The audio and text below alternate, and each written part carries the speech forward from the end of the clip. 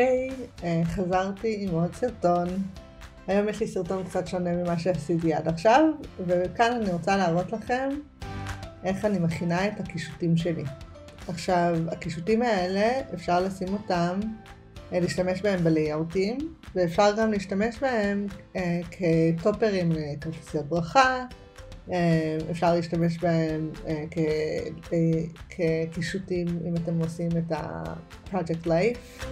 אז בתוך הנילוניות של ה-Project Life אפשר לשים אותם באמת, אפשר להשתמש בהם לכל דבר, אפילו גם בפלנרים, לכל דבר שתצטרכו בעצם קישוט.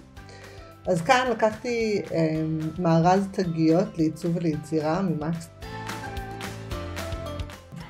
ואני מדביקה אותם על איזשהו ריסטול קצת יותר קשיח, ואלו הולכים להיות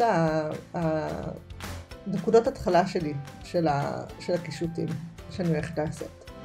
וכאן אני מציעה את כל השאריות נייר שלי והסקרפס וכל מיני דברים נצנצים קטנים כאלה, זה לא באמת נצנצים, אבל זה כל מיני דברים קטנים כאלה לפיזור, ואני מתחילה לעבוד.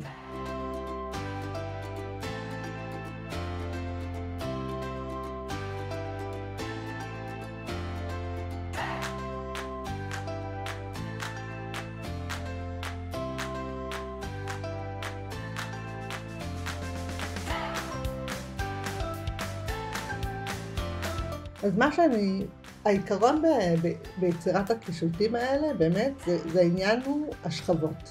שכבות. ואת השכבות האלה אפשר ליצור באמת עם הכל. ומה שאני עושה זה שאני לוקחת כזה כל מיני שאריות נייר שיש לי, ואני לוקחת פאנצ'ים למיניהם, ואפילו את המספריים, ואני מתחילה ליצור את השכבות של הקישוטים שלי.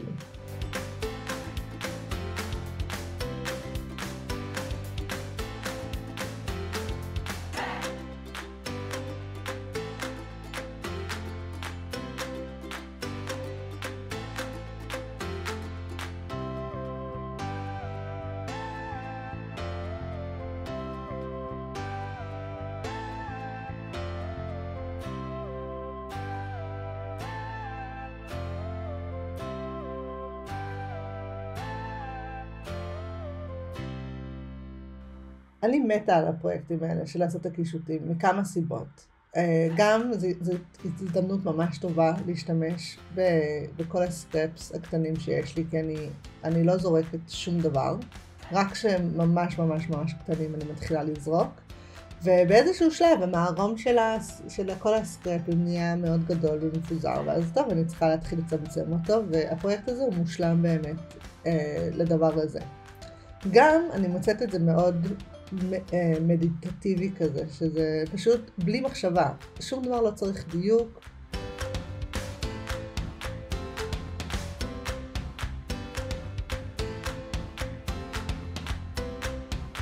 גם אם יש איזשהו קישוט אחד שלא יוצא הכי טוב, אז אפשר לשים אותו בצד, לא להשתמש פה, לזרוק אותו, כי גם ככה משתמשים בסקרפס הכי קטנים שיש בשביל ליצור את הקישוטים.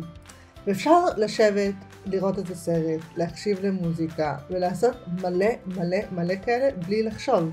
והם כל כך חמודים, וגם גם תכלס, כי נורא קל להתאים להם צבעים, זה לא צריך להיות מקיט אחד, באמת, זה פרויקט שהוא חופשי לגמרי, וזה מה שאני הכי אוהבת בפרויקט הזה.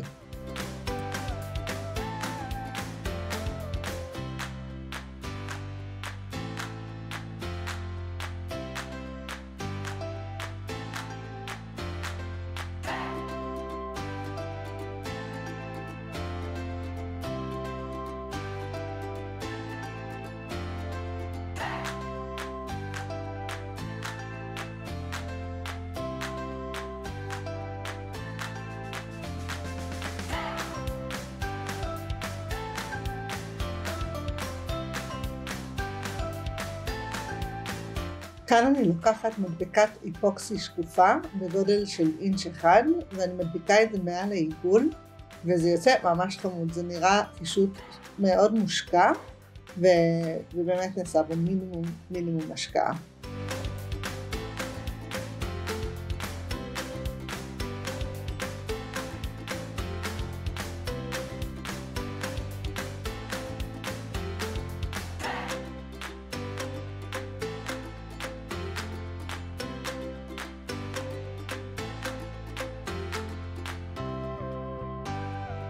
אגב, השיטה שאני עושה כשאני עובדת על הקישוטים האלה, זה שאני עובדת עליהם בצורה רוחבית. זה אומר שאני מתחילה, נגיד באמת למצוא את הגדלים הכלליים, הגודל הכללי שאני רוצה לעשות לכל אחד, או נגיד האלמנט, המוטיף המרכזי שאני רוצה לכל קישוט. ואז אני עובדת בצורה רוחבית בזה שאני מתחילה לשים שכבות. אז אני פתאום מתחילה עם אחד, אני שמה שכבה, ואז אני מוצאת את עצמי עוברת לאחד שני, מניחה את זה בצד, וחוזרת אליו אחר כך. אז זה לא חייבים לעבוד על כל קישוט בנפרד, כי הרבה פעמים מה שקורה זה שנתקעים. אז כזה, זה מסוג הפרויקטים שלא צריך להתעקע בהם, פשוט להמשיך, וכי זה, וגם אם הראשונים לא יצאים כל כך טוב, פשוט ממשיכים, זה כמו חימום לפני ריצה, וזה גם אגב פרויקט כיף לעשות אותו לפני שבאמת מתחילים איזה פרויקט יצירתי גדול, שאולי עכשיו אתם רוצים להתחיל איזשהו מיני אלבום מורכב, או איזשהו layout מורכב. אז הרבה פעמים רק בשביל להתחמם, אז אפשר לעשות את זה כמה דקות, איזה חצי שעה כזה, רק בשביל לחמם את הרוח היצירתי, להיכנס לעניינים, וזה ממש פותח את הראש ואת המחשבה ליצירה.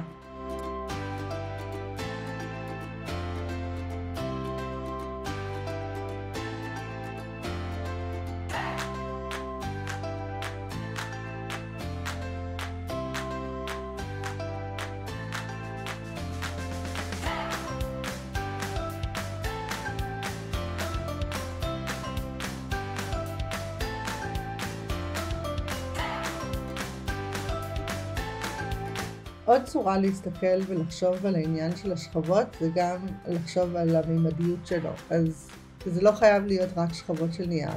אפשר להוסיף לזה כל מיני אלמנטים קישוטים. כאן אני מוסיפה מכוכבים קטנים מוסבים. אפשר באמת להשתמש בדבק ספוגי, דו צדדי, כמו שאתם רואים שהשתמשתי כאן, וזה מרים למעלה את הקישוטים קצת, את השכבות, זה מרים למעלה את השכבות, וזה מוסיף לזה הצללה נחמדה, וזה עוד אלמנט שאפשר לחשוב עליו כשאנחנו יוצרות את השכבות של הקישוטים. וזה באמת ממש הדברים הקטנים האלה מאוד מאוד מוסיפים לקישוט, ואין לזה הגבלה בעצם ממה שאפשר לעשות.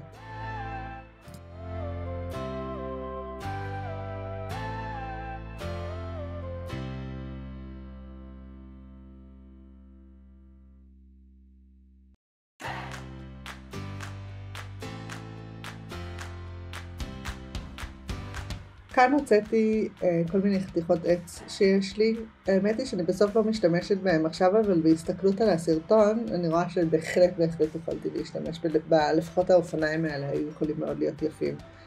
אז כן, זו עוד דוגמה שחבל באמת שלא השתמשתי בסרטון הספציפי הזה, אבל אני אעשה עוד סרטונים כאלה של קישוטים, גם שתראו איך אפשר להשתמש בחומרים שונים, נגיד באמת בחתיכות עץ, או רק בחתיכות נייר, או בפאנצ'ים, ואני אראה לכם מגוון. אם תהיו מעוניינים לראות, אז אני בהחלט אני יכולה להכין. אני מכינה הרבה כאלה, סתם לכיף. אז כן, זה עוד איזושהי דוגמה לטקסטורה שאפשר להוסיף.